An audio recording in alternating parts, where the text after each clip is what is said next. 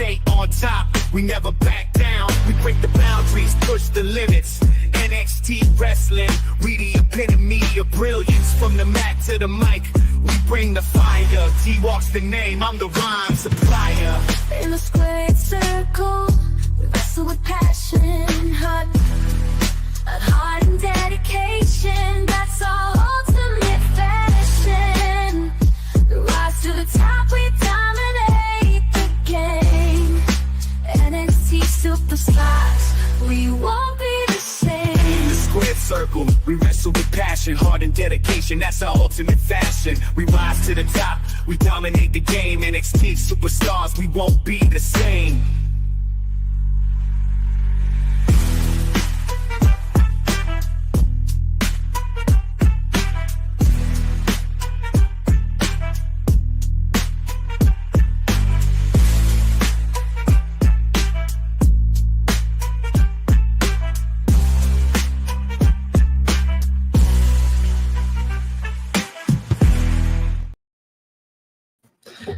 Ay.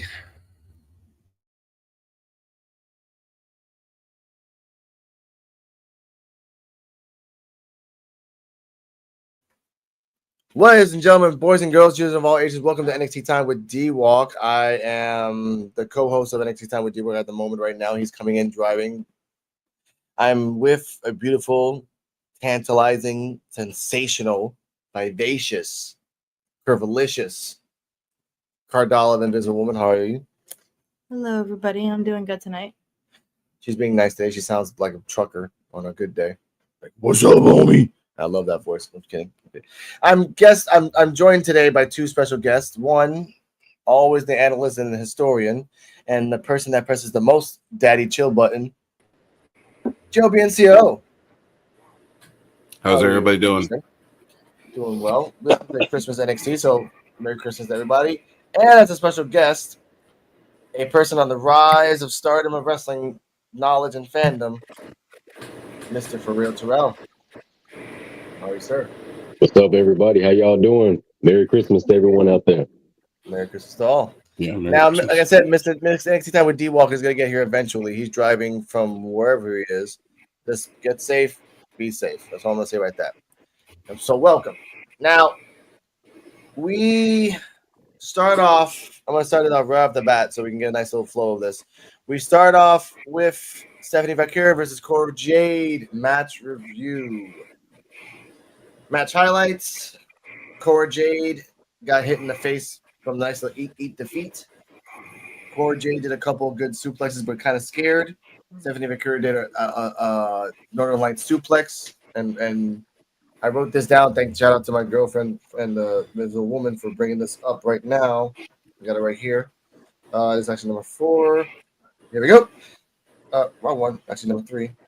Oh, geez. There we go. Perspective of an Invisible Woman. Jade was apprehensive. Stephanie was flippy. Knee finisher at the end looked kind of dangerous, but I want to put out before anything else.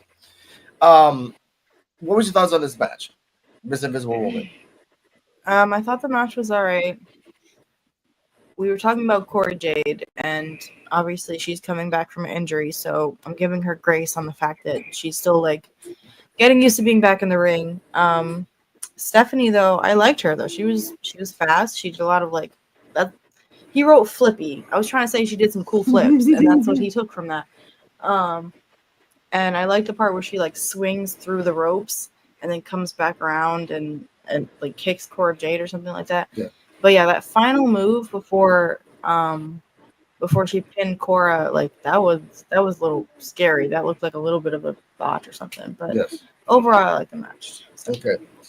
To give you a play-by-play real quick, they lock up and Jade backs Vaquer into the corner, gives a clean break. Vaquer with a waist lock, take down into a front face lock. Jade gets a roll up for a near fall. Vaquer with a near fall. Vaquer with a leg sweep and cover. Jade does the same. Jade with a wrist lock and Vaquer with a springboard Japanese arm drag, followed by a victory roll for a near fall. Jade with a heads and scissors takedown. Vaquer misses a tiger feint kick when Jade ducks. Vaquer with a suplex followed by head scissors, and she turns over, but Jade continues to roll over to the floor. That's before when they did the little roll and the legs thing. Right? That's the first one. Jade runs away from Vaquer. They return to the ring, and Vaquer with a drop kick. Vaquer with a springboard knee drop. Vaquer with a Irish whip. And before we continue, Joe, Can you explain the purpose of an Irish whip? Because Miss Invisible Woman has never really seen it before, and she asked me, "What the hell's an Irish whip?" And they kept saying it. Please. An Irish whip is where you grab your opponent and you whip them I'll whip them into the ropes or whip them into a corner. Yeah. I expect that. I'm just trying to remember where it originated from. Obviously, it's called an Irish whip, but some moves are called Japanese, but not really Japanese. Let's just be like that. That's not like. Did it originate in Ireland? Could be. I don't believe it did originate in Ireland. I just believe that was just the terminology they used for it. Yeah. Sometimes like here. We are back from commercial. Victoria with a takedown. She misses a Yakuza kick.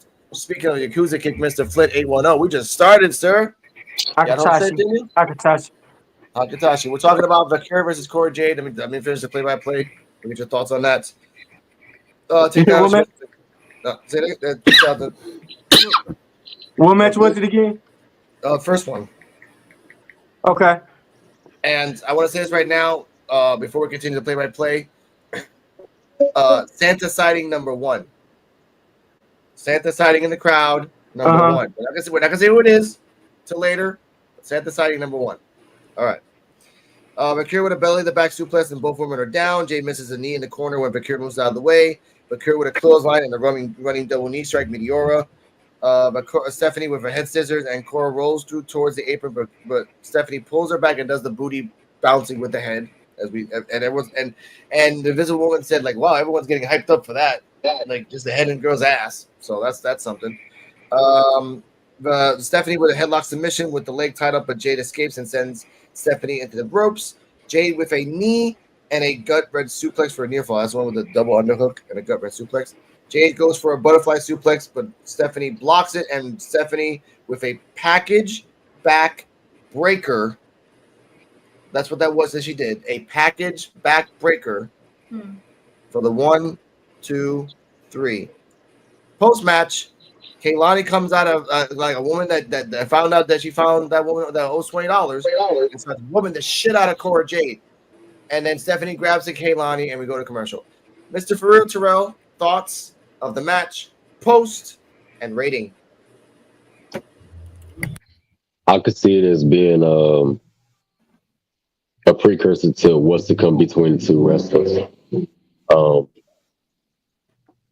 I could see them creating a really good feud, between each other. It could be some beef there, and the match was incredible. I would give it a B+. Wow, not bad. Before we get to D-Walk and Joe, Invisible Woman rating. I give it a B-. Okay. D-Walk, Santa Walk, Drunk Walk, Christmas Grinch Walk, Peter Walk, PITA Walk, PITA Walk. Late for your own funeral walk. Yeah.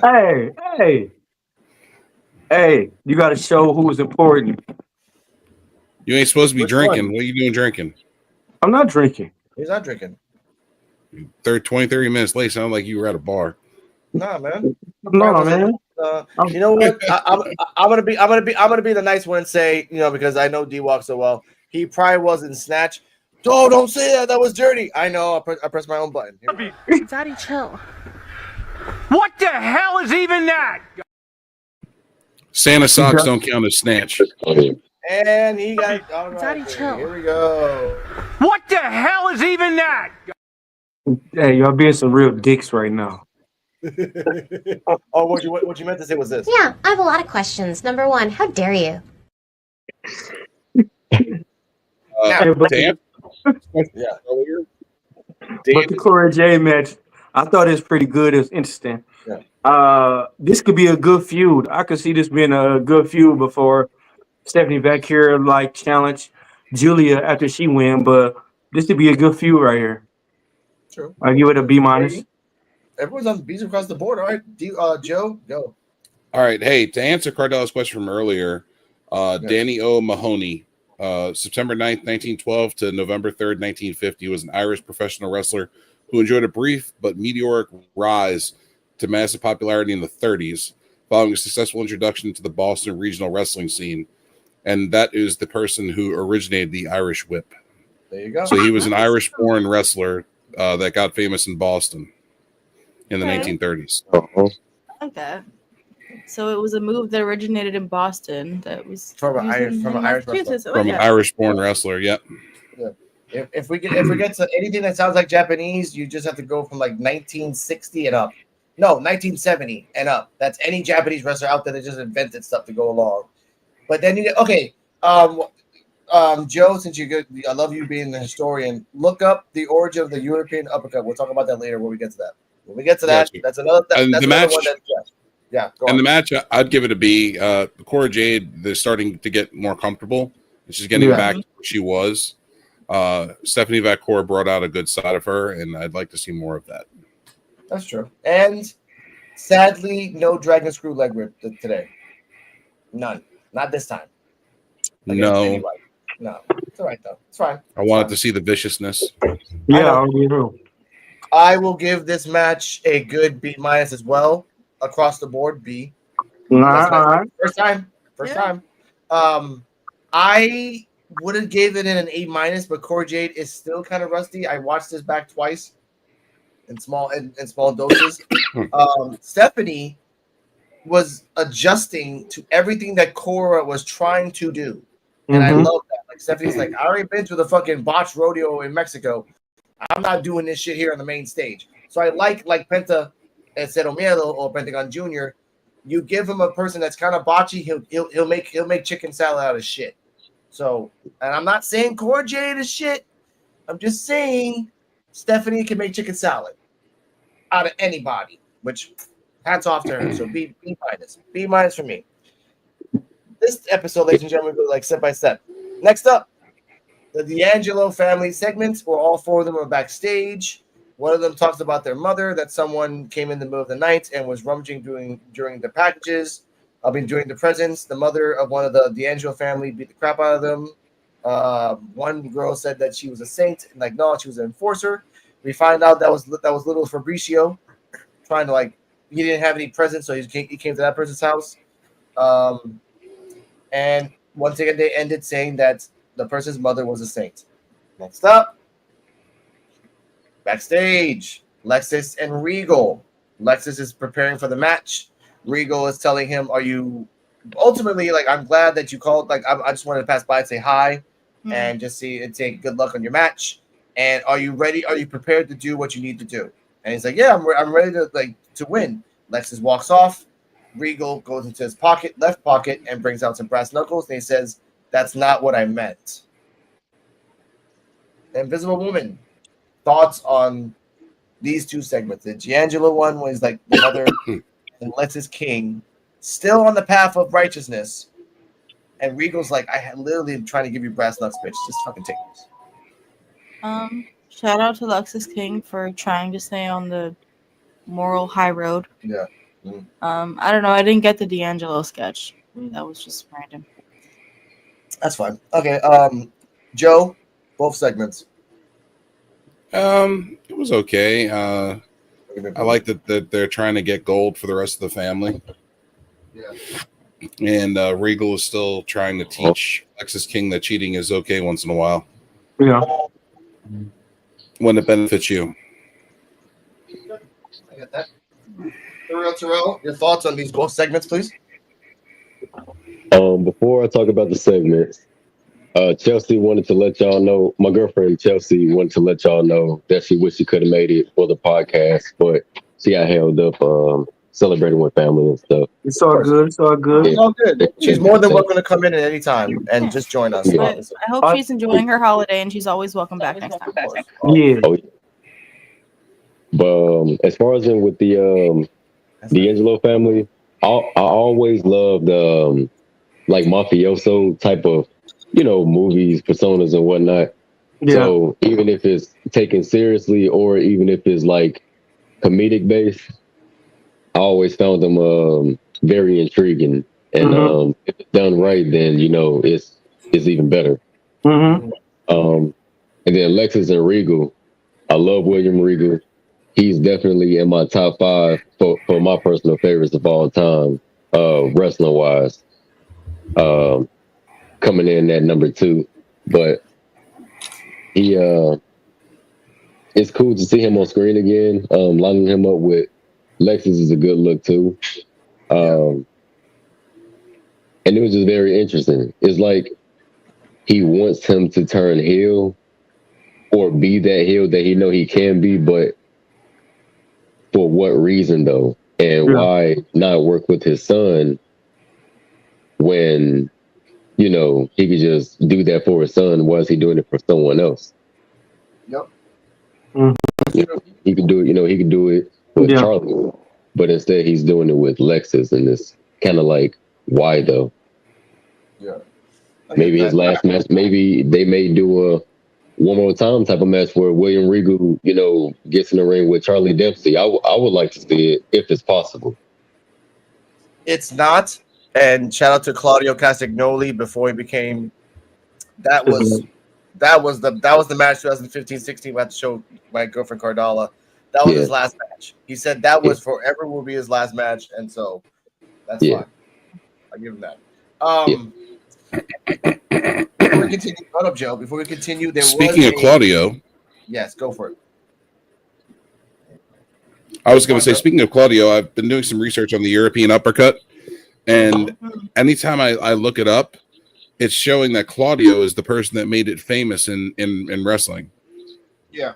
But they said that in Britain, in British wrestling, it's called a forearm uppercut, and in French wrestling, it's called a manchette. Manchette. I'm gonna give you a manchette. And automatically for D. Yeah, I have a lot of questions. Number 1, how dare you?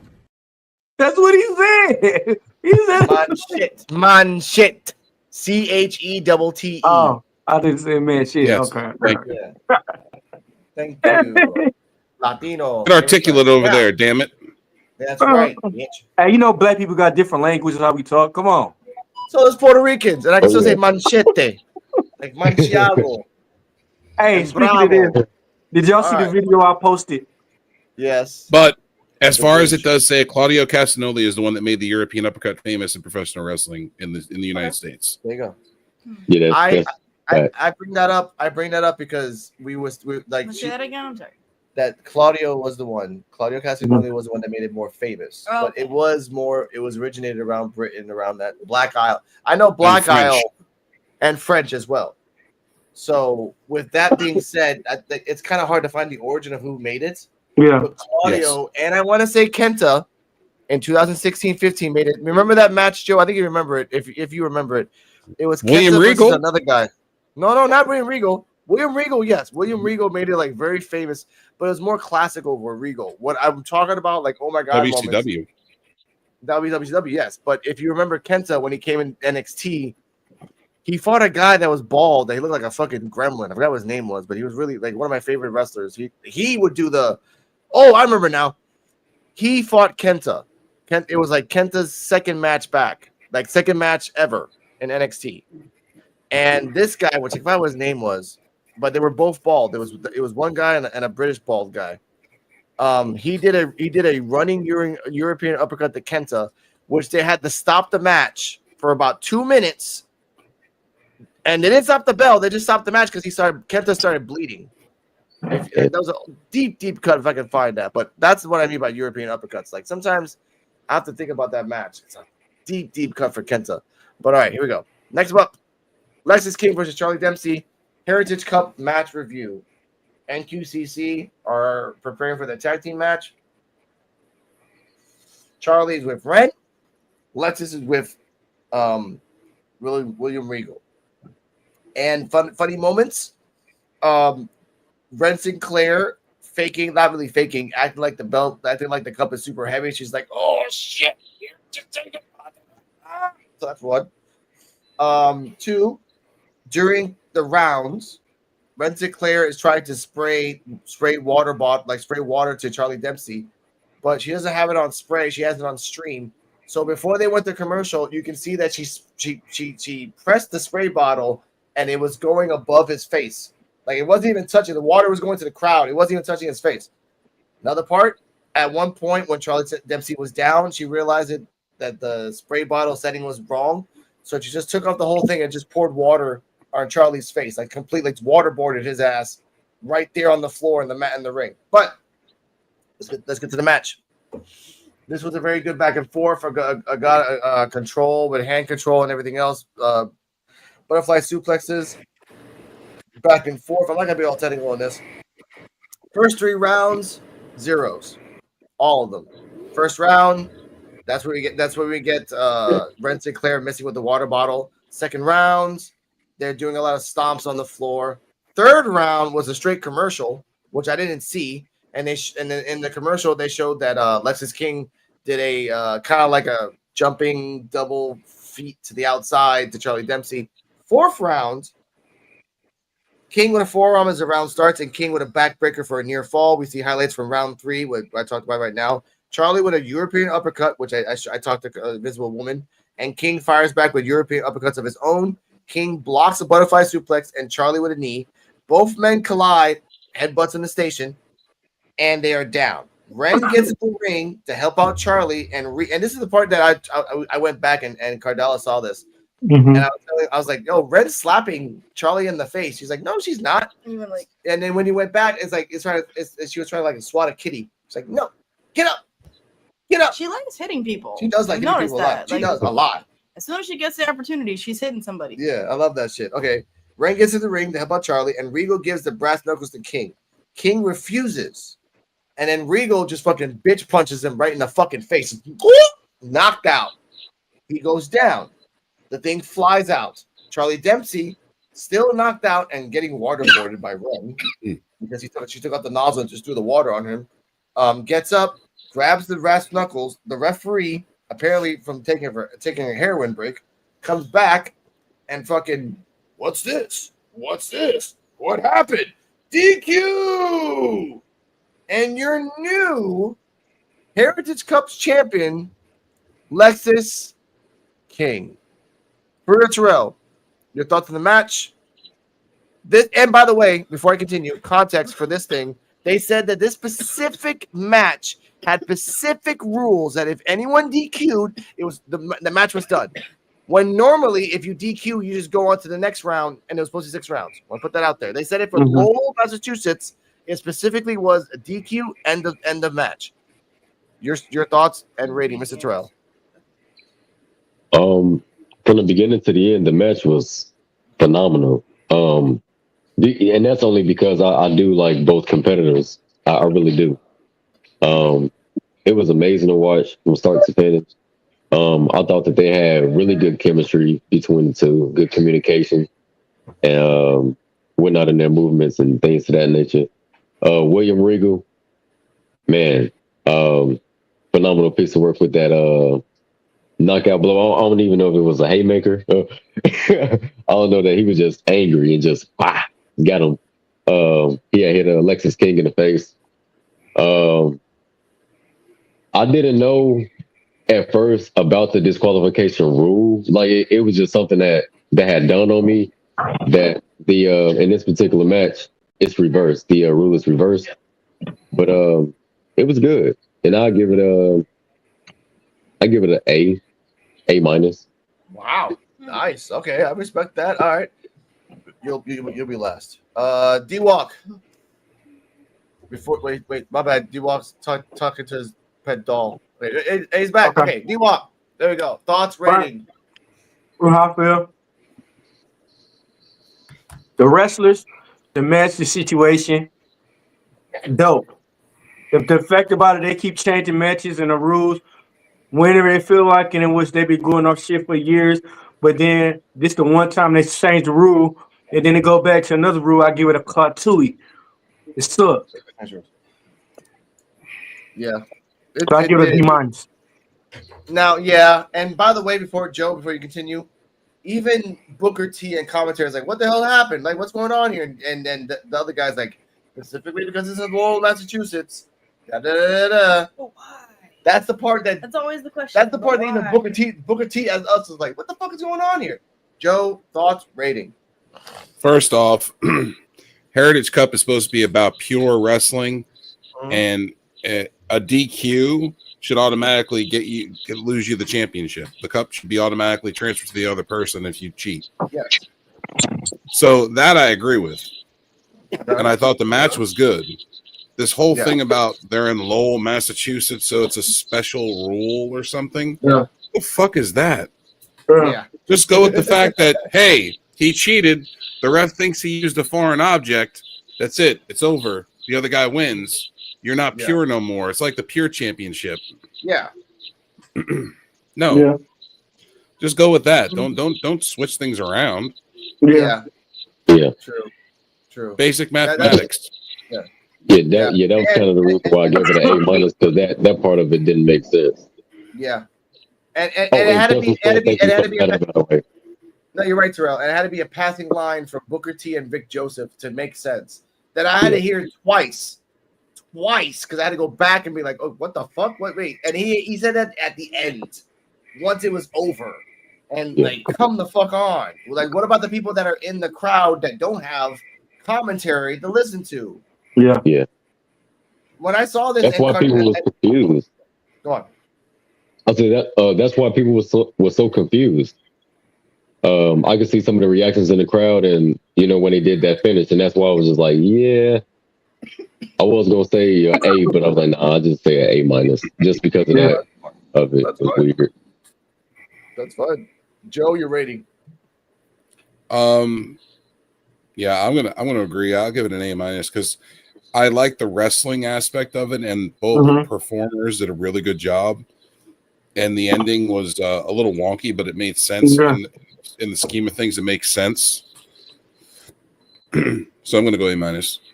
Okay. I mean, to me, like minus that Massachusetts shit. I mean, like they could have had this way better match than it should have been. This could have been a fair square match. This could have been like they trying to do an Eddie Guerrero segment. You know what I mean? To me, like how it ended. Yeah, it was kind of like Eddie Guerrero. Visible Woman. Go. I don't know. This might be harsh, but I want to give it a C. The only things that really saved this match for me was like Charlie Dempsey and all his like beat boy like using his head to get around type shit. Like that was crazy. Yeah, he would move his head and just twist it. Yeah. Mid big. I was like, oh shit. That was like that takes a lot of confidence, but yeah, that's cool. And Lexis King, I don't know, just this was a dirty match. Like the whole outcome and like Lexis King getting punched by his mentor and then that conveniently working in his favor when he's trying to do the good thing. And then he still ends up like sort of being a heel because, he cheated even though it really wasn't his fault. But yeah. So Which even more fucked up, that's Charlie's dad. Yeah. The funny thing was, thank you for bringing that up. Because when Cardall's like, who the fuck is that? And I can't try to explain in like maybe 5 sentences the aura Rico, so I had to like just put it in 1 sentence. That's Charlie Dempsey's dad. Let's just leave it like that for now. And I cried on the inside because I couldn't say like that's fucking Rico. That's a legend in its own right. Yeah. But for Cardalla, it's Charlie Dempsey's dad. Leave like that. Take her back and show her the match with him and Chris Benoit. Yeah, that was a good match. Him versus Inoki as well. It was a great match.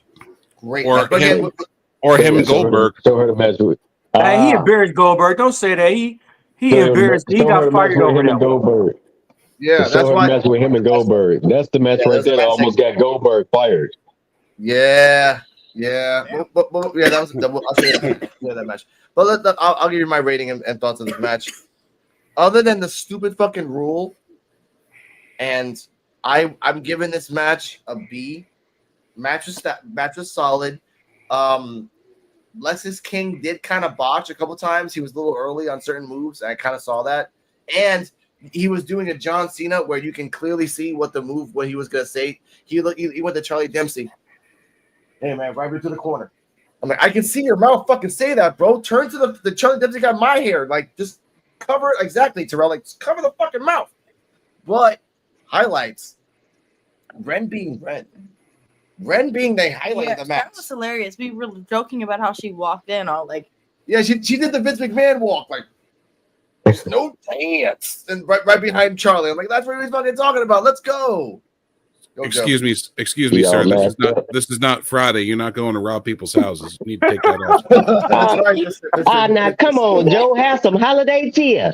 All right, Ricky Smiley. All right, Ricky Smiley, take that shit off. Now, bro, I'm at to see the video. They seen the video. I did a video at work. I'm at to send it to you personally so you can watch it, bro. Got you. Now, that's it. I'm happy for that. What happens afterwards, and the fact that we don't really understand why Regal is going against his son, because they've not talked about each other. They've not talked to each other about this stuff. They talked about it in passing, and that was 2 months ago. So Regal, you were in great storylines. Why are you having a brain fart right now? Yeah. And context, dude. Context. Talk to your son. Hey, man, I'm just helping him out. And at the same time, I don't like you. You're my son, and I don't like you. Just say that. Just say it. There's nothing wrong with just saying it. But like I said, let's continue on. Speaking of just saying it, but not spraying it, OTM backstage segment where it's from the down. Next. Hold up. I got you. I wrote this shit. That's worse than the STD. I know. They team is God. Now you waste your ink. Now here's the part that gets me mad. OTM is backstage and they have the camera it looks like the cameraman's on the floor and is looking up at them. Left guy is showing his nipples. Right guy is flexing his nipples with his shirt on. Okay. I had to say that because that's like small things, I'm going to press my own button because obviously it came out very suggestive. So I'm gonna say that real quick. Daddy, chill. What the hell is even that? Hey, you might as well have took a chain and connected from nipple to nipple to the two of them because that's what the hell vibes they had. I know. Hold up. I had to let him finish the sentence and then press the fucking button. There we go. What the hell is even that? Who's drunk enough to write them back in the storyline? Yes. Who's drunk enough to write them in the storyline? Yes. No one. But they're talking about that they're the standard, like they're not the standard in NXT, that they're dominant, that they deserve to be in the Fatal 4-Way, freaking Hank and Tank and NQCC, and the family have no power against them. When they finished talking, the last word that came out of their breath, this is how I felt. This is the worst. Hey, Jada Parker. Shawn Michaels wrote that shit, and I think his eyes were going more cross-eyed today than they were the previous weeks. No, it makes sense now. One eye was looking at one nipple, and the other eye was looking at the shirt, flexing his other nipples. That's what it was. Jada Parker ain't shit for geeking them up, though. But again, look now, Jada Parker. I'm gonna put this out there because I sent it to the chat. But Jada Parker came on and she said, Ava, what's my hidden talent? And her hidden talent. Ava said her hidden talent was that she could suck all the meat off a wing bone. Yeah, man, I liked. Ooh, Jada looked kind of cute in that video, though. I don't know. She did. Give you that. She looks sweeter than you're expecting. Yes. Bianca looks better. Bianca looks better outside of wrestling. Bianca looks way better when she's not wrestling. Yeah. It's just a wrestling move. Man's hair up to here. Yeah. Is that a real? Yeah, it's just a wrestling move, bro. She doesn't act ratchet when she's not wrestling. Yeah. You notice how nice she is when she's not wrestling? Yeah. Really wholesome person. Really nice person. Yeah, Bianca's like super, super nice. Yeah, she just needs to. She's acting. She's a ratchet bitch. Yeah, wrestling stuff. Her wrestling. Some of her wrestling moves. Like I said, we talked about this. The hip thing. She do a knee. But again, we'll talk about that on Saturday. Let's continue. Video after that, there was a video of Ethan Page showing what they did to Javon Evans last week. After that, backstage, Kaylani Jordan, Stephanie Vacura, and Lola Vice, which is kind of weird. I don't have that here. Either way, this one was pretty funny, and I was telling Joe this, that the heels now are being more reality. Now, if you remember this, when Stephanie beat Cora, Kaylani came out with a kendo stick and whooped her ass. Right, Cora Jade. Stephanie grabbed Kaylani and said, "Hey, stop that." When they went backstage, Kaylani told the Stephanie, "Look, I understand why you helped me. I respect that, but leave me the fuck alone. Like, stop that." Because they're Latinas, and Joe always brings up this fucking weird conspiracy that makes fucking sense. Fucking Lola Vites came out of nowhere because Latina, and freaking like, "Hey man, you gotta chill." And Kaylani, for the first time ever, I put my drink down, put my smoke down, and I listened. And she said, "Look, I understand you talking all that shit, but you have been on Jada's ass and interfering every single time." "Well, Jada started it. You both started it. All right?" And Stephanie, you're friends with Julia 1 week and then you're not the next week. Like, what the fuck? Stay in your fucking lanes. Leave me alone. Let me do my business. But when I want to beat up somebody every week, everyone's complaining. Shout out to Misfit Nation and shout out to everyone else. Make sure to check Merry them out. Christmas. Try to like. What's up, Mr. Nation? Christian the Don. What's up? What's up? And then she leaves. And Lola and Stephanie are like, "Oh."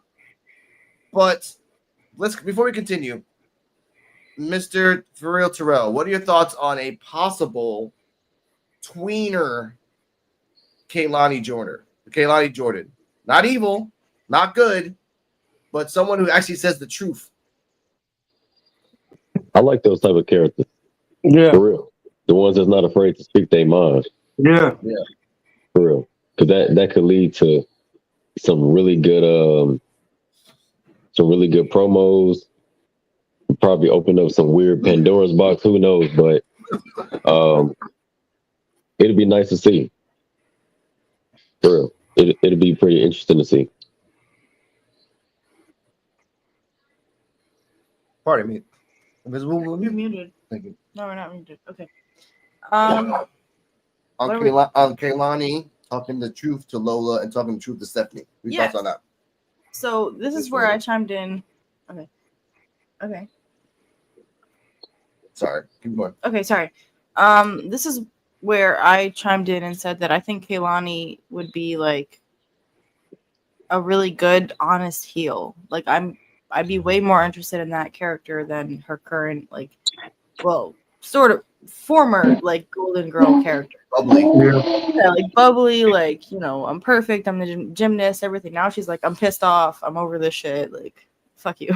Why can't I beat the shit out of somebody? Why does everybody get on my ass? Yeah, it's like, why are you guys allowed to act like do whatever you want and then I do it and then I get called out? But it's like, fuck that shit. Exactly. It makes sense. It makes sense. Yeah. Okay. Joe, go. Because that ain't you, Smiley, and you need to stick in your lane. That's why. That's Damn. And shit, but at the same time, it's like, what have you done for me lately? Okay. yeah. Kamani has been doing nothing but losing matches, eating L's, and she hasn't really been doing much. Well, the most she does is run-ins. Yeah. No, or I will win say because though, of others. Yeah. Go on, kid. Go on. no, I feel like this character makes a lot of sense for someone like her because, like, if you've ever been like the overachiever, like eventually that leads to like the burnout, who's just like angry and pissed off. So it makes sense that like this like perfect golden child character would go through a pissed off, rebellious, you know, angry teenager type phase. Yeah. So it's like the person that always get what they want, and then they had a spoon in their mouth their whole life. They don't even know what struggle is. Everybody love them. Everybody love being around them, and then the fall off happened. They lost their title. They lost their status. Yep. Don't nobody want to be around them. They keep losing, and they just keep losing and losing. They at the bottom. They don't even know what that feel like. So she can crash. She could crash out at any moment, but we don't know what's gonna make her crash out. Rich white girl vibes, and then they find drugs. That's what that is. Man, Hold up, damn it! I literally was. God, I was just gonna pick a damn. All right, hold up. Oh, god damn it! Yeah, All I have a right. lot of questions. Number one, how dare you? Shit. Hey, What? don't know Ricochet not black? Say mix. You know that. You calling me? We are not gonna go down the race for it. That's for Saturdays. No, No, damn. that wasn't no race. I was surprised by it though. Like, what? How you not? Yeah, How you surprised that Ricochet, a light skinned brother, is he's half Hey, black? Tans is the motherfucker, ain't Hey, look, that's not Ricochet. That's not Her- Ricochet. That's Yeah. Aubrey. it? That's Aubrey. Listen, Damn. look, Yeah, that's her Aubrey. syndicate pretty much told him, he's like, you're not black enough for this group. Get out of here. Exactly. That's Aubrey right there. Mm-hmm. But speaking of Aubrey and redheads, Alba Fire and Isla Dawn versus JC Jade and Jasmine Nix match review with Fallon Henley in the background. We also had a second Santa spot sighting with Casey Catanzaro and the other girl. Joe, what's the other girl's name? The one with the blonde dreads. Katana? No, Katana Jam? that's no. Retrofit? Before the match started, you saw Santa Claus in the background, and there was two girls next to her. One is Casey Catanzaro that they call the Katana now, and then the other girl. You talking They were about? the longest reigning. They were the longest reigning NXT champions. Hayden. Oh, Caden Caden Carter, and Katana Chance. Thank you, Kaden Carter and Katara Chance, aka Casey Catanzaro, who was on. And shout out to American Ninja Warrior. She was on that. Now, and this was the second Santa sighting. We'll put that out there. Second. This match was a showing of. Actually, this match was a showing out for Jasmine Nix. I'll put that out there right now. Jasmine Nix, also a soccer player, just like Jada Parker, was doing a lot of moves, was really being the dummy and being the dominant for a lot of times. During the match, while this is happening, Shotzi, Gigi, Tatum pop out. They're in the background. So they're doing their own thing as well. At the end of it, Casey and Jaden Carter and Casey Catanzaro, or whatever their name is. Carter and Chance. Carter and Chance. Sounds like a freaking CWT detective show. They teleport to the ring. They teleport to the right. Because like they were up there, they were up in the rafters, and when you come back from the commercial, they're like right there. Okay. So they teleported. You call that teleportation. They're talking crap to Fallon Henley that goes around to the front. JC Jane goes to the front as well, trying to call the things. As Jasmine's going up to the top rope to do a move, Gigi Dolan comes out of nowhere, pushes her off. And then Alba Fire and Isla Dawn do that move I told you, the Russian leg sweep and the thing for the 1, 2, 3. And Gigi Dolan, Tatum, and Shotzi are laughing in the background. And Fallon Henley's shocked, like she just like pooped herself by accident. And then that ends right there. So Yeah. Cardala, Invisible Woman, thoughts, rating, go. Well, can we just say, like, it started off the match with, like, I don't know, Fallon Henley in the background. You can't even see her, and she's, like, the champion right now. And she's just, like, she looks like the pet trailing behind, like, the two, you know, whatever. Which I get they're the ones fighting in the match, but whatever. So, after that, I don't know. I'm trying to think. This match was, like, chaotic, but I think that's what they wanted it to be. So I like Alba Fire and Isla Dawn, though. They're a good combo. And I'm intrigued by this Tatum Paxley trio that's starting with, what is it, Gigi and Gigi, Shotzi, and Tatum. Yeah. So overall, my ratings, I give it like a B. Just a solid B, I guess. I respect that. For real, Terrell, your thoughts and rating on the match and all the chaotic thing that's happening, and the second Santa sighting so far. Oh yeah. when they had the center out there, I already felt like it was going to be a part of importance because of the emphasis they kept putting on the center. I just wanted to bring that up. Mhm. It just was kind of it was kind of off to me.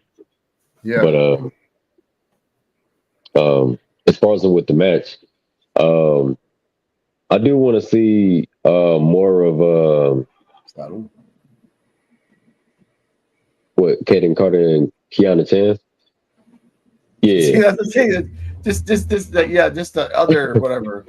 The Christmas duo. Let's just call them that. Oh, yeah. Yeah, I would like to see more of them back, like on the scene of NXT, just for a little bit, not a whole lot, because I do want the women's division on the main roster to be more exciting. But as far as with Shotzi, Tatum Paxley, and Gigi, that's gonna be a very entertaining trio. Yeah. Yeah. I'm not sure. Yeah, I feel like they're gonna when they bring Wendy Chu back, she's gonna have her little clique. Maybe some people may come up from TNA, and we got a lot of contracts expiring in TNA. They might end up in NXT, and then boom, you have Wendy Chu's faction as well. But overall, the match was great. True. And I'll give it a B. Okay. B's across the board. Joe, before we continue and your thoughts and rating on the match, little context, little tidbit of Easter egg. Sean Spears and the Aryan Nation crew backstage. Sorry, Sean Spears and the White Boys were watching the women's match, scouting for a fourth. Thoughts and rating. I mean, the match was pretty good. I like Fire and Dawn. They've been a really good tag team for a while, and Carter and Chance are also an equally good tag team. And Fire and Dawn and Carter and Chance had some really good matches in NXT for the women's tag team titles before they both went to the main roster. Having them down there for a little bit doesn't hurt them any, but they need to stay on the main roster where they're needed. True. I'm curious to see what's going to happen with the trio of Gigi and Shotzi and Tatum. I feel like they should be called the Misfits of NXT Women's Division. Ooh, the Misfits. I have a name for them, but we'll talk about that later. I have it. You can see it right here. Miss Invisible Woman. Don't say it. Don't say it. Don't say it like that. Okay, anyway. Wendy Chu should join them and be more of a misfit. I'll talk about Wendy Chu in a second. D-Walk thoughts, rating, and that Sean Spears and the pedo watch is B. B. Again, we're going to throw some bees on that bitch today. Honestly, Jesus. All right, D-Walk thoughts. B. That's it. B. But why? It was a good match. I mean, this is a good match. This could be a good rivalry. This could be a good three-way tag, triple tag match. This could be a feud. Yeah. Okay. I respect that. No, it makes sense. It makes sense. I would like that, honestly, because it's fresh. It's fresh. It's new. It's fresh. It's new. They haven't threw it down our throat. Yeah. And the Emo girls. True. Yeah. This could be Tatum Paxley's way to winning a singles championship as well. Yeah. There's a little Easter egg we'll talk about later. There's and I didn't say nothing provocative out the way either. I know, but you know what? Because it's Christmas. Daddy, chill. What the hell is even that? The gift that keeps on giving. Now, next up, we have NQ. Look, talk about not drinking. Motherfucker drinking a Stella. NQCC backstage. See? Told you. Yeah, you're right, Joe. You're fucking Joe Tradamus. Salud. 20 years I've known this man. I know he's a liar. First flower right there. Now, wow! What the?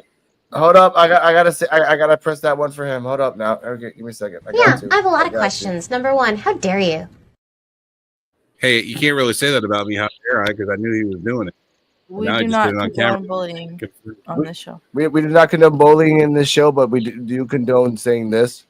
Shit jerk! You're just a shit jerk, dick fucker! You're a shit. that's all. My computer's old. Now, That's right. Hide I'm your not face. gonna. I'm knocking on your door just like this. okay, I'm and then gonna, this. I'm Okay. gonna tell your doctor. I'm gonna get a lot of other clips that look weird. Now, next up, Sol Ruka and Zarya backstage. They're kind of like addressing what they did, and they're kind of like saying they're sorry in a weird way, out of nowhere, with no reason whatsoever except to keep her paycheck, unless she has someone's pictures blackmailing someone backstage. Izzy Dane comes out of nowhere. Oh, you should be alone. And everyone wearing a fucking black mink coat. I don't know what. You should be by yourself. You should be by yourself. Go on. Oh no, I just said it's Christmas. It's Christmas. Then Sean Spears and the Aryan Nation come out of nowhere. Hey, Izzy Dame, I like your style. Why do you keep following me? Why do you keep You're harassing me. She says specifically, "You're harassing me now." You're harassing me. Like that's what sucks. And then I did like Sol Ruka. Like Sol Ruka was sitting on the couch, like sitting on the box, like all cross-legged, and the two guys weren't really looking at her, but she was like, oh, "What the fuck? What the fuck?" And Zarya was like freaked out too. And then Izzy Dame's like, "You know what? Just listen to me. Stay alone, please. Just be by yourself. It works best." Zarya says, "You know what? You might be right." And then that's the end to that. Oh, that's what she said? Yeah, Zarya's like, "You might be right. Oh. You might be right." I thought she said something like, "I'm fine where I am right now," or something. She said that. Yeah, I'm fine where I am right now, which is by herself or with Sol Ruka.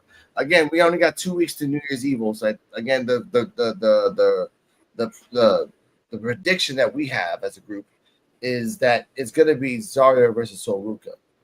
Mm-hmm. We talked about that last week. On New Year's? Yes, on New Year's Evil. Mm. Again, it's a match. I think it's also good. I think it's also going to be Cora Jade versus Kaylani on New Year's Evil, and I think we'll talk about that at the end. But I think it's going to be this could be a showing for Kaylani if they do this right.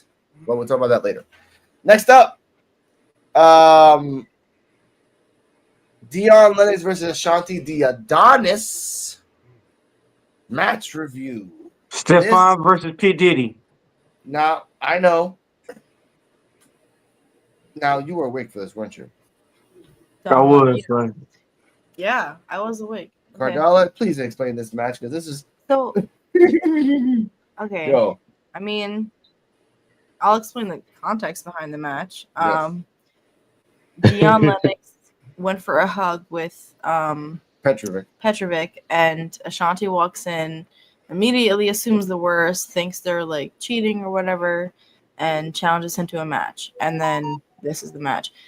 I liked this match. This is like what I think of with wrestling. Like, it was dynamic, it was energetic. I like Dion Lennox as a wrestler. I think he has potential. Mm-hmm. And he's like, he's not a high flyer, but he's a high thrower. Mm-hmm. That's what he is. I don't know. But yeah, this was a good match. I was not happy with the outcome though. But we'll get to that. We'll get to you that. guys can like go over the play-by-play, but I'll give my ratings as I'll give it an A plus, just because it was a good fucking match. This is the type of playing that I like and I want to see. Okay. Now, before we get to the ratings and everything else, Dion, let's see. Dion pushes back at Adonis with a punch. Dion tosses Adonis into the air, which is a beautiful little toss-up, and everything else, and falls with a drop kick. Dion runs into about with Adonis with forearms and punches. Dion with a back body drop. Lennox goes for a slam, but Adonis escapes and he connects with her palm strike to the chest. Adonis with knees. Nikita Lyons makes her way to the ring and she gets Adonis to the attention. This is the part that goes weird sci-fi fucking Twilight Zone shit. I'm like, why though? It was giving like NPC character, just like, yeah. And then she said it, let me support you. I'm like, and my girlfriend looked at me like, what the fuck? And yeah. But anyway, let's see. Adonis pulls Lennox to the mat by the tights and maintains the reverse chin lock. Lennox with a punches and Adonis with rear chin lock. Lennox sends Adonis into the turnbuckle. Lennox with forearms and a running clothesline into the corner. Lennox with her overhead belly-to-belly suplex. Not as great. She, again, reminded me of Jason Jordan. Lennox prevents spine buster, spine to the pine, and he gets Adonis for a running power slam, but Lyons puts Adonis' foot on the rope to make the save. That pissed me off. Lyons put the rope on match like that. Lyons says something to Adonis and Diane with a roll up for a near fall. Adonis counters the roll up to his own roll up, and in that moment, I thought he was going to grab the ropes. I thought he was going to grab the rope and kind of win the 3 dirty, but he didn't. He stacked it, high stacked it. 1, 2, 3. At least it was a clean win, but still, there was interference. Yes. Earlier in the match. Yes, no loss, straight up. And then at the same time, Ashanti, Lennox grabbed, not Lennox, Lyons grabbed Ashanti's hand, and he's like, okay, thank you, sir. But then kind of got like enjoying it. But then here we go. Yes. D-Walk, thoughts, rating of the match. The fact about it, they still doing this segment. I give this a big ass E. To me, this segment it goes nowhere. This segment it give me Diddy vibes, Diddy Steve Urkel vibes. It's pointless. Okay. It's pointless for everybody. Can I ask a question though? Mm-hmm. If you take the segment out of the equation, what did you think of the actual match? It was pretty good. Yeah. There you go. D-Walk, you should have broke your ass down. But then she wrote, hey, you should be an attorney. I know. Somebody paid for me to go to law school. Thank you. Yeah, but like the match was good, but then the segment and the situation just bring it down to me. I mean, like to me, Adonis and Lennox should have their own thing. They should be distant away from everybody else. They just got to rebrand them. Like, make them like do something. They got to rebrand them. I could see them as a tag team in the future. Like they make up and they're like, "Hey, we can work together." You know? Yeah, true. Rating, Mr. D-Walk. Oh, you're gonna give it a D. But that's fine. That's fine. Joe, C minus. That's fine. Joe, ratings, thoughts. I was asleep for this match because that's where this match belongs in my dream. All right, fine. NA. No. Okay, fine. NA. Mr. For real, Terrell, your thoughts, rating. To me, if they wanted to really do something with these two, the storyline that they went with was very unnecessary, and I'm gonna tell y'all the reason why. Yeah. Because do y'all remember when Adonis used to bully Dion backstage because he came off as this person that just thought he was just so smart? Yeah. 2 months ago. Like the nerd. Why they couldn't go with that bully versus the nerd type of feel? Yeah. Mm-hmm. Like, you're right. Like you think you better than everybody around here. Like you don't have that many matches to even think that you feel that way. You know what I'm saying? Or whatever the case is. Just something like that. Mm-hmm. I mean, I ain't gonna say it's like a rookie versus legend type of thing either, because we know Adonis is not a legend, but time in the ring in WWE, he does have longer. The match itself was great though. Even with Nikita Lyons interfering, it was still a good way to use her in the match if they wanted to do that. She was the perfect person to, be out there doing all that like my man type of, shit. That was good. That was ratchet as fuck. Yeah. But I will say that. I'm gonna give this match C minus. Okay. Overall, and that's only because I can't believe Adonis. Adonis is not believable to me. He has no aura, and there's somebody in that locker room that's making him feel like he's gonna be Velveteen Dream, and he would never be. No. Yeah. He will never be. Adonis is trash. He don't even have the aura to do it.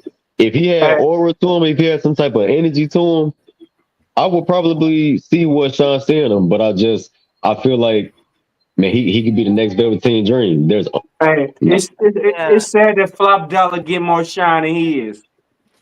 I feel like it's like they want him to replace him. They want him to replace Velveteen Dream so bad, and it's obvious. They can't. They can't. No. Yeah. Dollar Sorry, go. no. I'm not familiar with Velveteen Dream, but I will say I feel like his character, they're going for like the 90s like suave, like low-key fuckboy. But yeah, he's I don't know, he gives like NSYNC vibes to me. But I do like the nerd and the bully trope, and I feel like they kind of did that. Like I feel like Dion is gonna make a comeback and end up winning, but maybe they just forgot about the whole nerd thing along the way, Dion need to change his name to something serious. No. Yeah, or they could have did. He did say that. He said something. Or they even could have did. They even could have did like the spoon fed. They could have did like the spoon fed black preppy man that grew up with a spoon in his mouth, and then they could have even went with. I mean, I know it's gonna be kind of like stereotyping, but no, it's not. All he knows is the streets. All he knows is rough upbringing. Like he don't know what it's like to get what he wants. So he gonna take from him. That makes Ashanti the underdog. No, but the thing is, they can do a black version of Hunter Hearst Helmsley. Was that? Oh, I'm Hunter Hearst Helmsley. I'm from the Upper North Side of New York. Yeah. I'm very rich and privileged. It was stupid. I could literally see Dion doing that. I could literally see Dion doing that, and he would be change his name though. No, he doesn't. No, he doesn't. Dion Lennox the third. Dion Lennox, like senior. Like that doesn't like. That sounds like a motherfucker with an arrest warrant, or arrest record. Exactly, but it gives you notice. He sounds like an expensive watch. Now, okay. He sounds like an expensive watch. Dion it works. Yeah. Yeah. And guess what? It means money. That's what you need. But the point I want to say right here is that I have to show my girlfriend some Velveteen Dream videos on the side. Yeah. And the purpose of Velveteen Dream was what was like the imagination of what if Prince, the artist, was a wrestler that was androgynous. Prince was a basketball player though. Like he didn't like female wrestlers. Like he was like, you should shit on them. But then the male wrestlers, what if Prince wasn't a singer? What if he was a professional wrestler? Yeah, that's Velveteen Dream. Yeah, and again, it was a masterpiece of art, wrestling, and just character. Yeah. But then bad times happened, and then he got black. Like he got the wrestling. Yeah. But the point it's like the Godfather meets. It's like the Godfather meets Hollywood Hogan meets Viscera. Yeah, packed in one. He supposedly sent pictures to an underage person of his private parts. Yes, and that just spiraled down to what we and then the intro drugs, alcoholism, drugs, robbery. Yeah, all kinds of things. To another guy in a bathroom, like a lot of different things. Hey, OJ, OJ did a robbery, but it was his own shit. He was robbing back. Yeah, but there's no stories of OJ showing his penis to another friend of his in a bathroom at a party. We don't know that. Or a minor. Or a minor. The point I want to say is that proven until in the small 2 years, I think a year, 2 years that Velveteen Dream was in NXT. Yeah. He was in NXT. He did go to the Royal Rumble. He actually wore pants. He actually wore pants that got him like so much trouble. Because I don't know what the pants said, but the pants said something that Vince said, "Don't wear this pants because these are get you in trouble." Okay. And he airbrushed them too, airbrushed and everything. Artist, and he's like, "Fuck this shit, Rumble, put it on." Got a mega pop. All right. I've always loved Velveteen Dream because again, I've always loved the imagination of Prince being a wrestler. The same way where you have Juice Robinson now, and you don't know who Juice Robinson is. It's a guy who went to Japan, whatever.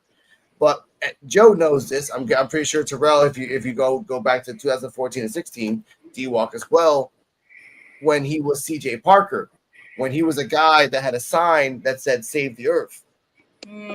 That he was a hippie, that he was an activist for the earth. He also was a wrestler. Okay. Every time he came out, he had a different cardboard sign that said something different. Save the turtles. Save the turtles. Save the dolphins. No more cement. The dolphins are worth more than this piece of crap wrestler. Like just stuff like that. We need stuff like I that. could keep going with the Again, science, but anyways. we need more wrestlers like that. And with Adonis, if you're gonna copy Shawn Michaels and you have the same jacket and the same color scheme, and I saw it, and you have Nikita Lyons come out, guaranteed next week Petrovic's gonna come out, and now we're gonna have a Petrovic Lyons fight next week. And why? Mixed tag match. Okay, that's the problem. That's the problem. And I fucking and Ooh, Cardala, mixed tag match. Cardala said I predicted this, and it's actually gonna happen. All right. It's gonna be a twerk session. No, it's not. Oh my What'd god. I say? I don't know. No, no. I have to press the button for Mr. You know why. You know why. Daddy, chill. What the hell is even that? So we're not gonna see Nikita Lyons twerk. No, we already saw that anyway. She did it in the match. What I'm trying to say is that next week, Nikita Lyons is rubbing up on Ashanti. Petrovic comes out, and now Dion again has to be in a tag match with Petrovic, or Petrovic finds a random dumbass. Hey, you're my partner for this week, and it'll be this week or next week. And I don't need that. I don't need that at all. But that's what I'm going to say about this match. I'm happy that Lennox and Ashanti had a match. I'm happy that my girlfriend's kind of taking the microphone stuff. But other than that, I don't want them to see a fight again unless it makes sense. They're going to have a mixed tag next week. Nikita Lyons and Adonis versus Lennox and Petrovic. I'd rather see Brindley versus Petrovic again. I haven't seen them in 3 months. Brindley has not been mentioned in this scenario in weeks. She's the girl with the big butt, but always a bridesmaid. You know what? I have to press the button for myself. I don't know why I brought up the big butt thing. My bad. Daddy, chill. I have to press it. What the hell is even that? It's cool to have a big butt if bad. you The hell is it? Wow, that's a new one. The same thing. It's cool to have a big butt if you use it. Well, then Jada Parker is using that shit all the time. Yeah.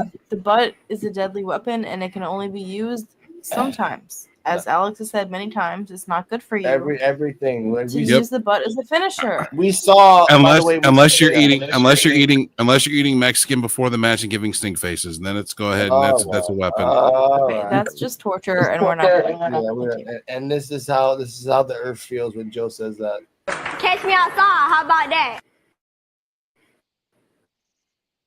All right, that's how the earth feels after the fact. All right, next up. As I call them now, NXT Powerpuff Girls backstage, which is Shotzi.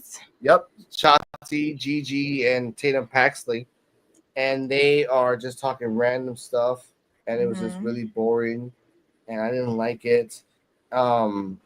I don't know why. What are the fucking emu Powerpuff Girls? Yeah, I call them the NXT Powerpuff Girls. It does work. They have colorful hair. They have this 3 different fucking colored hair. It works perfectly for them, honestly. And they're crazy. Yeah, they're kind of emu though. Yeah, and by the way, Shotzi, I noticed that you're wearing fucking lifts on your boots, bro. You're not that tall. You're not that tall at all. You're fucking short as fuck. Why are you taller than Tatum and Gigi? Yeah, that doesn't work that way. I've always noticed that. I noticed that today. I'm like, bitch, you're like 5'4", 5'3". You were sitting in a tank, driving a tank, and you're just like so small. Yeah, just driving like that. It was really. I have to show you the tank. She actually made fun of. Remember that guy? Those 2 guys that hang out with Ava, Robert Stone and that blonde guy. Yeah. At one point, Shotzi shot a tank missile out of her tank into Stone's nether regions. Okay. That actually was a thing. Shotzi was very, very crazy with her tank. Anyway, she broke his balls literally. Yeah, she broke. Actually, I don't want to say it like that, but yeah, she broke his balls. Like Robert Stone has been getting so much flack. I hope he becomes the GM of Raw and SmackDown in the next couple of years. It's called the Nutcracker in the proper way. There we go. Shotzi, Tatum, Paxi, Gigi Dolan, Kaden Carter, and Katana Chance, and Meta-4 backstage. We are back, and Gigi, Tatum, and Shotzi walk into the back, and they bump into Katana and Kaden. They ask why are they here, and they say they're here to talk about the tag division. Lash Legend and Jakar Jackson show up and say that if you want to talk about the tag division, you need to talk about them. I did love about this that I told Cardala this. Tatum was like, please stop screaming at my friends. They are my friends. Please stop attacking my friends. Okay, so it's like she's really concerning about Gigi and everything else. Next up, I don't like this. Roxanne Perez retrospective review, where she talks about that she's a 2-time champion, Iron Survivor, young person, 3 years prodigy, blah blah blah blah blah. Joe, is Roxanne Perez the Randy Orton of NXT? Meaning that great wrestler, great technical wrestler, great counter wrestler, but boring as shit. Go on, Joe. I mean, I guess that would be it. She's really good, but I feel like she's kind of overrated a little bit. Crybaby. I feel like they need to evolve her gimmick a little bit. They need to evolve her as a character, and I think they'll do that when she hits the main roster. True, I believe it as well. I can't tell the way they doing Carmelo. I can't tell. That's her fault. That's no one else's fault but her. Like she can go to back and then change creative a little bit and like try. That's because you know, like just like they're saying WWE how they push African American talent. You see how that works. Yeah. Well, but Finn's doing good right now. Well, that's NXT trying to shit on main roster. Keep Alex. You good? Street Profits. Carmelo. Buried. Ricochet. Buried. Not black. You know what I mean? Yeah. Huh? They say Ricochet white. They most. No, I don't know who the fuck said that. We're not gonna talk about the legitimacy of Ricochet's skin color. That's a whole nother show. Exactly. Joe. Not even Joe. My bad, Joe. Mr. Come on now. I can say it. I'm black. No, but hold up now. Catch me outside. How about that? Yeah, I have a lot of questions. Number one, how dare you? Daddy, chill. What the hell is even that?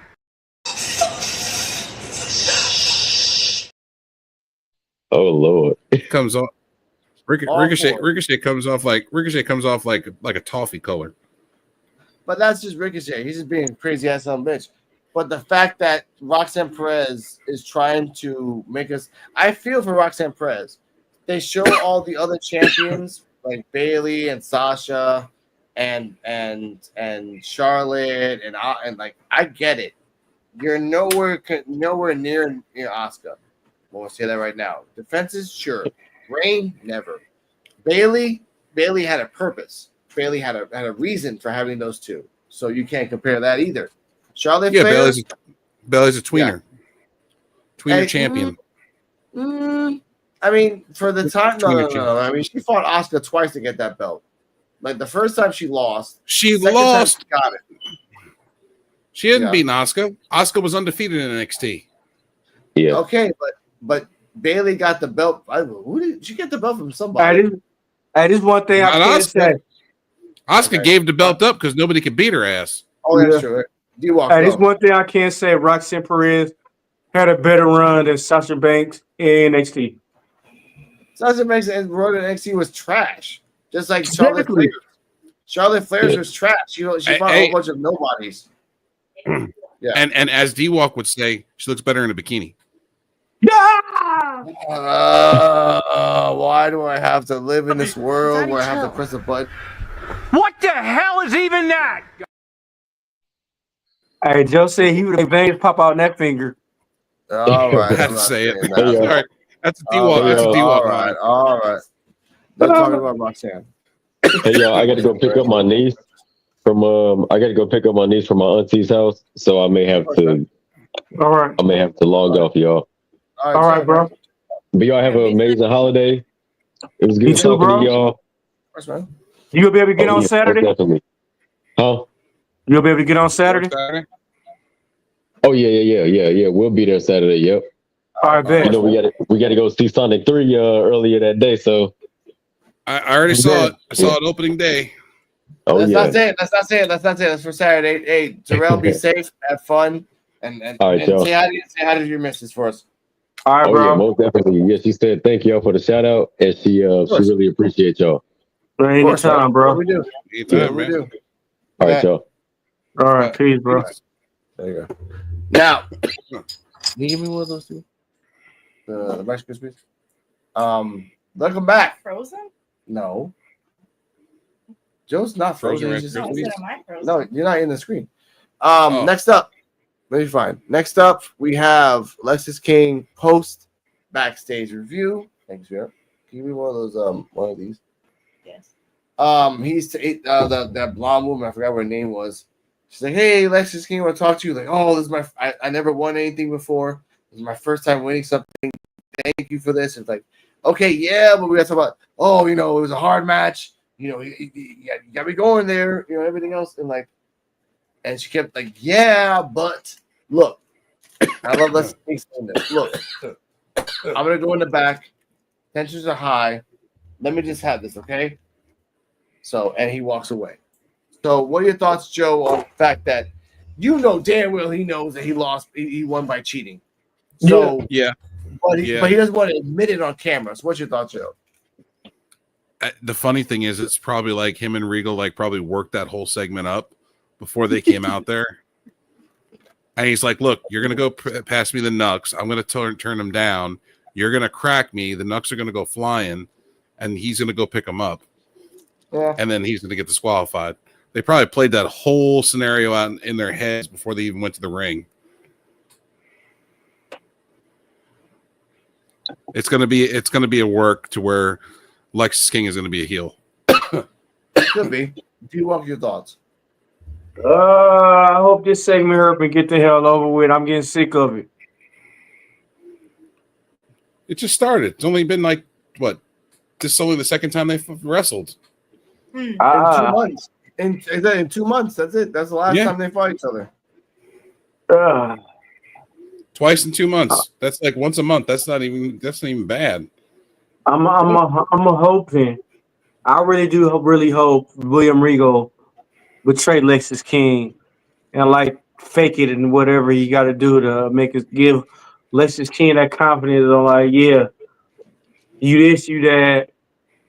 Then he turned into Brian Pillman because he snapped and feel betrayed. That's what I really hope. Yeah. Could be. I could see that easily. Now, do you remember this, Cardella? Mm-hmm. Get it, girl. This one was funny. I mean, obviously, it was very obvious that Lexus King was avoiding the subject about He was. what happened. But it will be revisited in the future. So I don't know. This one was funny to me. It was funny to me. But at the same time, he realized I won something. It's something. Right. I know that I didn't win it like the way that I wanted to, but by circumstances that I couldn't really control, unless like Joe says it worked, I won. And once the production gods decide, I mean, there's really nothing you can do, right?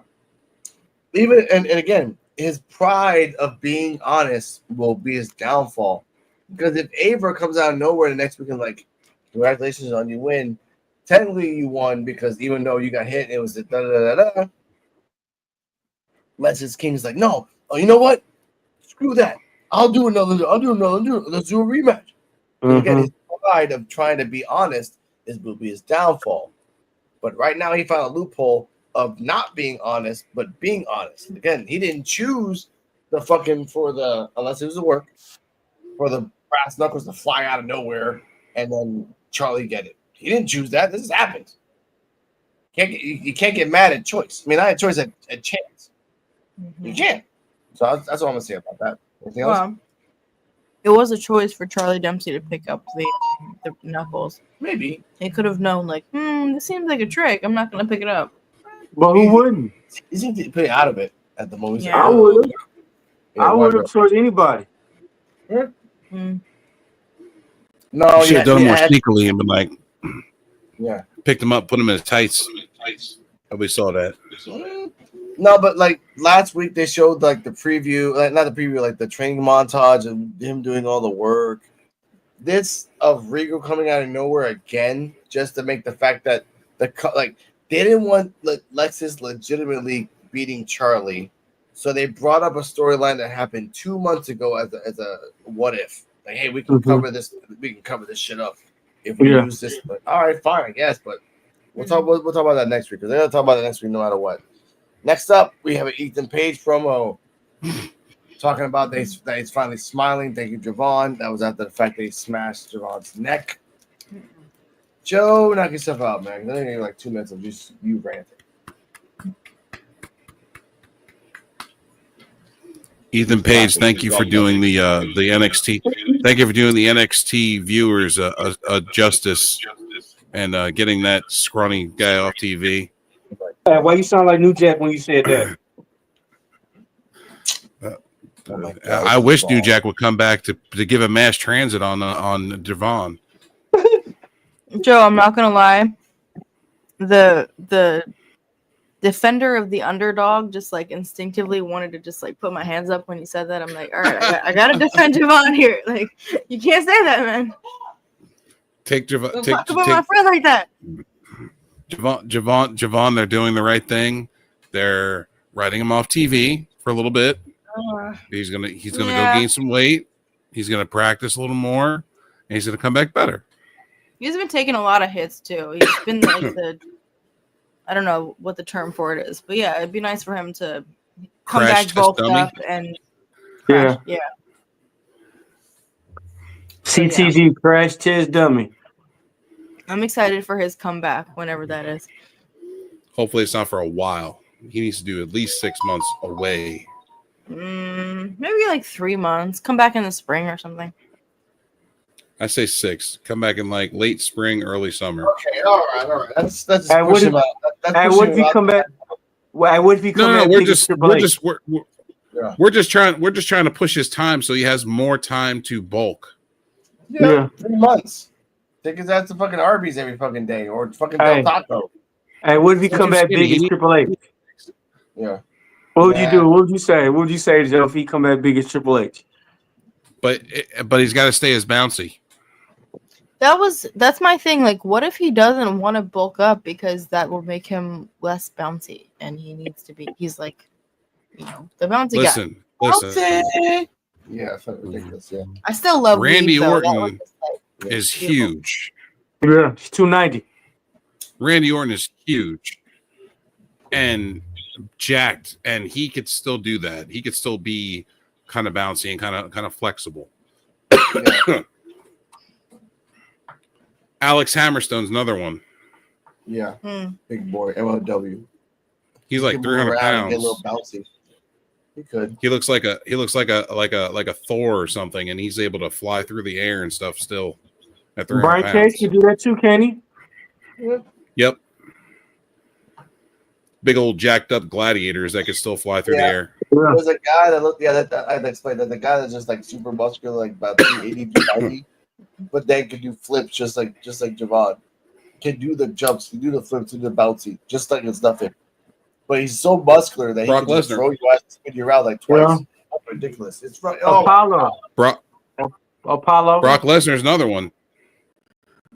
Yeah, but no one was used to seeing a 300-pound jacked up dude doing 450 splashes and shooting star presses. And then they told him to stop doing that because they worried about his neck because he accidentally almost broke his neck. He did a flip and he WrestleMania 19.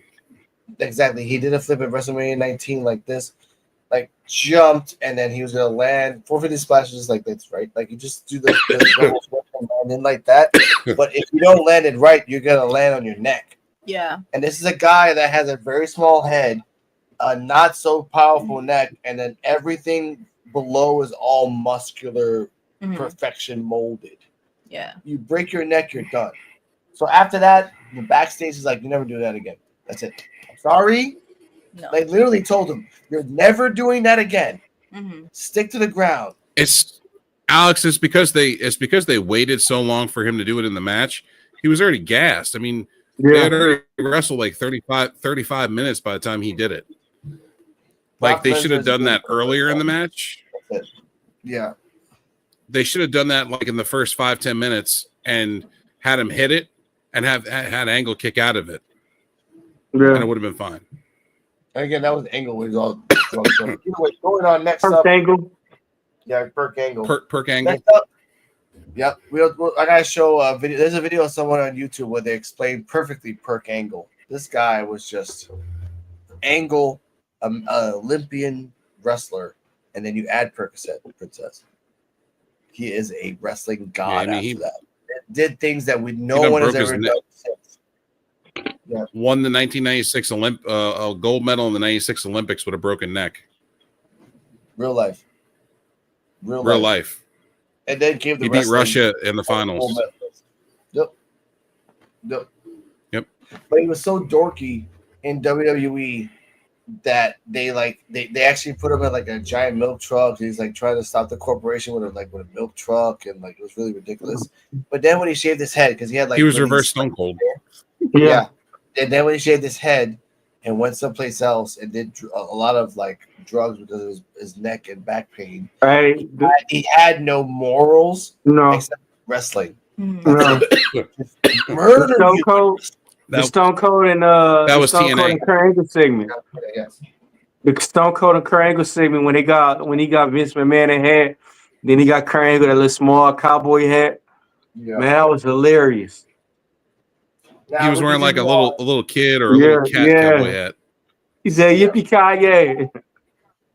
Now we continue on to the Christmas Chaos #1 contender. No. Tag team match. No. We can skip this. No. I want to say. Yeah, no. Oh no! Hold up! I gotta be honest. They did the bowling spot in the corner where they threw a bowling ball to Tank. They did the APA table spot with the cookies. They did the Christmas candy cane crowbars. They did the kendo stick, which I did like the kendo sticks. It was they really like swung onto their tag team like counterparts. OTM being there just to be like, we do a power move, we're out for 5 minutes. We do another power move, we're out for 7 minutes. We do another power move, we're out for 5 minutes. Was very stupid. But the thing that pissed me off the most, the thing that like kind of said, you know what, I'm done with this, honestly, is at the end, Hank and Tank are doing their thing. The family are out. They're out. And after they got the crowbars, they got out again. Hank and Tank are trying to dominate. Igwe and Tyson come out of nowhere, and they attack Hank and Tank. So they earn the back. So that's the match next week. Hank and Tank versus those two again. Look, he has a hammer. After that, OTM win with their really good. Again, they have good power moves, and I want to give a shout out to NQCC with the other guy that has your list is really bad. But was it always like the same? Joe, was his list bad in the NQCC? The white guy that's bald. Yeah, see, there you go. Okay. There you go. I was like, yeah, he's always had that. He's always had it. Yeah. So it's just like we're trying to understand him. Like, yes, I will try to fight. Well, I mean, I just never noticed it before now. You know how to fix that, right? You just got to hit him harder. All right. Joe, why are you not pressing the buttons? You're my girlfriend. Like, why not you mention them? My bad. I have a lot of questions. Number one, how dare you? That's the funniest shit ever. I'm right there. Oh my god! All right. Hey, I didn't get hit. OTM. Yeah. Go on, I didn't get hit by the button by the invisible woman yet. So, there you go. in the end, OTM won, and OTM now the number one contenders for Fraxium for probably New Year's Evil. Now, before we continue, I was trying to hit myself over the head to forget that. Hey, you just reminded me. Yeah, now I know, but before we continue, they showed a retrospect on Instagram. These guys have fought. They fought Braun Breaker and Baron Corbin. They fought Karrion Kross and the AOP. They fought Chase U. They fought 3 other tag teams after that. The Good Brothers. Survived. So the Good Brothers. Yeah, the Good Brothers as well. There's already 4. And the other 3 other tag teams. That's like I'm just now starting to tell them apart because I didn't know who the OTM was. Like, it was just one guy, another guy. Yeah. So I give this match, for me as a rating, I give this match. It's fun. No, it's actually pretty funny. It was pretty cool. Like, I give it a B. B minus. Because again, there was a lot of cool attacks, a lot of smashing stuff, a lot of like. Again, when the Dawn opens up his vest and gets Candy Cane crowbars, and everyone's like, "Oh, let's go around the ring." I'm like, "Oh, that's pretty funny. That's pretty cool." Yeah. But OTM winning just for the you forgot who helped them win though. Huh? You forgot who helped them win. OTM. Rich Holland helped them win. Oh wait, thank you for that. That was post match. Post match. Santa grabs the Dawn and then does a backpack DDT, and then Cardala's like, "Who the fuck is that?" And I said this. Dun, dun, dun, dun, dun, dun, dun, dun, dun, dun, dun. So, and I looked at him, and in my head I pictured Rich Holland, but I said nothing. Yeah. And then Rich Holland came out like, "Oh, look at that, Rich Holland! What a fucking surprise!" Yada yada yada. So, yeah. So Rich Holland's going after the Dawn. But all your thoughts? Okay, this was obviously part of the whole Christmas chaos thing that was going on, but I agree with the B minus. Like, I don't know. I like the ups and downs, and I liked how it was mostly OTM and the other tag team going back and forth. Hank and Tank? No, it was the third Hank and Stank. No, the family, and then the other one was... Oh, the family, yes, the family. So it's like every time the family would do something dirty, like eventually OTM would get back on them somehow, and vice versa. So it was just funny to see that dynamic, because Hank and Tank was just the occasional, like, ones that would be hopping in. But overall, yeah, B minus. I don't know. OTM, I'll have to see more of them, but they're not. Yeah, I don't know. They're not that interesting to me. But Hank and Tank, they're kind of cute. Like the whole mosh pit. Their backstage segment before the match about the whole like mosh pit jingle thing. It was cute. But I'll get that. I guess I like Hank and Tank. Hank and Stank give me Public Enemy vibes. Yeah. They do. Now, I want to give a shout out to the one on the right. He looks like Seth Rogen. The one on the left looks like the guy that's in AEW, the one that turned into an announcer on one of the shows. Excalibur? No, not Excalibur. Oh, you're talking about yeah, Daddy Magic. Yeah, that like as a commentator, he's really good. But I think they realized like this guy's more funny and more entertaining as a commentator. And I look at the other guy on the left, the short one, and he reminds you of Daddy Magic. And then because of that, I'm like, this guy's gonna turn into a commentator in the future. Like they're gonna copy and you do the same mentioned that. thing. Yeah. Like one guy had so much charm. Matt Menard, I think his name is. Yeah. And again, they could turn one of the Hank and Stank into a commentary. Like they can. I would like that. Mm-hmm. Something different. I liked. Why? No, hold up. I liked when Daddy Magic was in commentary because he was like, he bring a little pizzazz. You would listen to him, and it reminded me of Bobby Heenan. If this guy can be like Bobby Heenan a little bit, why not? Honestly. No, that wasn't what the why was for. The why was for why the fuck did they give OTM anything at all? They did shit. How is they in number one? How is they in the number one contenders for a tag team title shot? They lost all their matches damn near.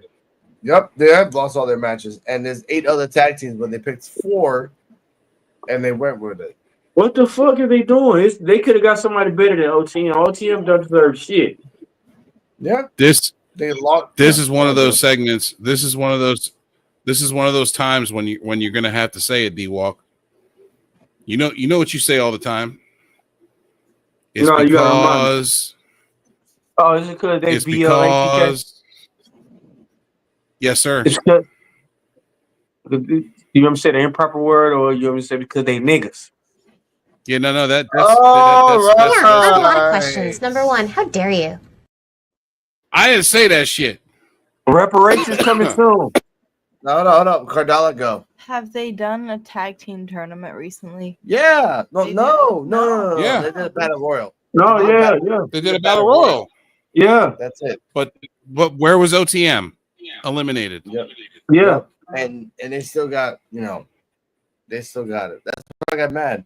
They lost their way to a tag team title match, and I think they're gonna win just to have the belt like Fallon Henley for like 3-4 months, just doing nothing. Yeah, like a heel belt. Yeah. But then And then they go on. came out and interfered in matches. They haven't won no matches. Nope, not one. Not one. Ladies and gentlemen, not one in months. And they win the belt and they hold the belt for months. But when like them or not, Axiom and Frazier have been defending, doing banger matches for months. At least they not boring. OTM, they better not get OTM the bills. They get OTM the bill. I fucking quit watching NXT. I want to see the cancer strike. Axiom and Frazier retain the titles. OTM split. OTM, OTM don't deserve to have the tag team titles. They don't deserve it. They ain't did shit. They ain't showed me shit. They lost all their matches. I don't even understand how they won a match with these 4 in there. If anything, it should have been Hank and Stank or Tony D'Angelo crew. Yeah, but speaking of crew, and this happens. Main event time: Trick, Oba, and Thorpe in ring promo. Trick comes out, but Booker T's like, I like it, yeah, but not so happy about it. And then Trick was gonna say something. Oba comes out. Oba was gonna say something. Eddie came out. And he's like, I don't care what you say. Me and him have the problems. We got to deal with it. Oba, being a very tweener, is like, look, let's be real. You lied to the people, and then you put your own people on the lie. Like, you are crap. So I was like, damn, you calling that shit out. And with Trick, he's like, look, I already won. I don't care about these guys. Like, I want to win. Ava comes out. Ava says that because Trick has been demanding, it's going to be a triple threat match. Trick, Oba, and Eddie for the belt. And Oba says, look, now I don't understand. You can't beat me. You know you can't beat me. So you're going to put this third guy so I can guarantee that you can pin him and not me. And Eddie was going to say something. He's like, and Oba said, shut up. So I love that. All right, so when have it ever been where a wrestler ever decided that who I want, like how many people I want in the match? A lot of managers, a lot of times that shit ain't never go. Like it was fair that Obafemi won 1-on-1. It was fair that Otis Thorpe lost. How the fuck he's still in the title picture? Again, and bitching about it. And then using his people as a crutch. But Thorpe didn't lose. Thorpe actually won the match. No. It was a technicality, and they're not going to go back. But if you go back and you watch the pinfall, Eddie Thorpe had his shoulder up before 3 was counted. Trick Williams did not. But his leg was under the rope. Like that's either way. It was like Eddie's Thorpe was like. So therefore, Trick's pin wouldn't have counted because Eddie's leg was under the rope. Yeah, it's invalid. But they counted it that way. Yeah, and he thought that's what I'm trying. Like Joe's like, oh, but like I understand Joe's. He had the shoulder up. He had the shoulder up.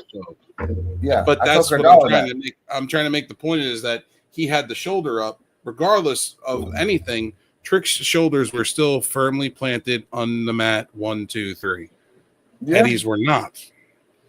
Therefore, in retrospect, Eddie Thorpe should be your NXT World Champion right now.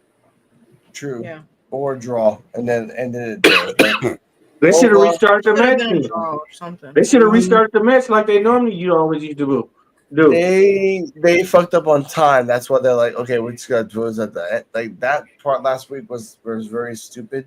I'll give them that. And now this week, they're messing up. Now they're messing up a good singles match with Trick and Oba. Yeah. no, that's on them, not on us. But with that being, We'll get another one. we get another one. But with all that segment being done, Oba power bombs Trick. Then Oba tries to power bomb Eddie Thorpe. Eddie Thorpe runs away. And then at the end, that is next time with D-Walk. Cardano, final rating. All right, we got a comment. Oh, look at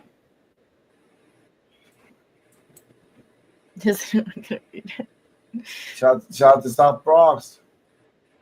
Rico reactions. Sorry, my eyesight is terrible. Good work and appreciate shout out from the South Bronx. Nice. Thank you. Thank you. Now, final thoughts and rating. Another comment. I got it. Appreciate it. As part of the sports entertainment family, as you know, I know everything and it trailed. I got it right here. As you know, I know everything in wrestling company between AEW, Warriors, and GPW, TNA, and much more. Well, pass by if you want to hang out. Now, final thoughts and ratings. B-. Nice. Okay, I give that. I respect that. For me, I give this whole show a C. We got a whole bunch of B's, bunch of B's, but I gave it one C too. Yeah. Okay. I did. Yeah, let's see. All right. But Joe, final rating. C-. Mm-hmm. Okay. Why so low? Why the minus? Because of the fact that there was a lot of segments that were not A, B's, or C's. There was a lot of segments that were D's and F's. Okay. Yeah. But Backstage segments and other. I feel like the backstage as a whole, segments were like. Yeah.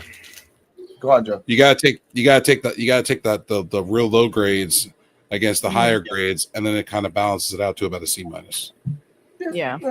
Cardell? Yeah, I mean it was a mixed bag on the backstage segments for this one, but my favorite I feel like was Sol Ruka and Zarya. Yeah, that one was fun to watch. But I respect that. D-Walk, what are your or anyone else? What are your D-Walk? I gotta go with C-. I heard C-. Okay, that's fine. I get that. It's respectable, makes sense. Well, that being said, I hope next week we're gonna have Ashanti with somebody. We're gonna have Sean Spears doing something like always. Shotzi and those guys are gonna fight Fatal Influence next week, so they win.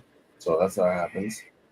And I'm really tired of Trick getting his ass kicked by either Oba or Eddie by sneak attacks. I'm really tired of that shit.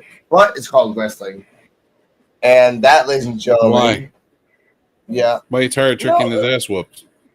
Yeah, but this Trick needs to get the fuck out and to do something. If not, like, you're just going to be a boring ass wrestler. You're going to be Sami Zayn when he wins the belt. And Sami Zayn, when he won the belt, was boring as fuck. It's like, hey, I won. Yay. Trick should be moving on to the main roster. So it's time. It's time for him to give up the belt. Yeah. Everybody is just doing what the song says. Whoop that Trick. They're just all doing what the song says. Then the song needs to change so he can get better. I think that's why Booker T is not really like getting into it these days. Once in a while, be like, yeah, I like it. Yeah. I think he's sad because he knows he's leaving. Yeah. That's what He knows. That's how the world works. Yeah. Ladies and gentlemen, I want to thank D-Walk for giving us the time and pleasure passing by for NXT. Oh man, thank y'all for coming through. I appreciate y'all. Of course, man. Thank you. Shout out to Joe Biancio, the analyst and historian, giving us some knowledge. And thank you for that. Appreciate it. Shout out to the Invisible Woman, being the Invisible Woman, but being beautiful. And shout out to the PWF, which is NXT Time with D-Walk, which is anything else. Coming soon, AEW reviews. Maybe in the future, maybe in the past. We don't know. Stay healthy. Stay happy. Stay healthy. Stay happy. I'm a little drunk. That's just life. Merry Christmas. Merry Christmas, Hanukkah, Kwanzaa, and that shit. Damn, Rican, where you found this?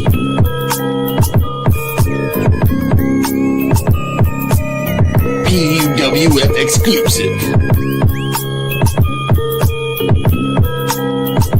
This is the podcast for unappreciated wrestling fans. If you don't like it, suck our D-Walk, Joe BNCO, and the Invisible Man.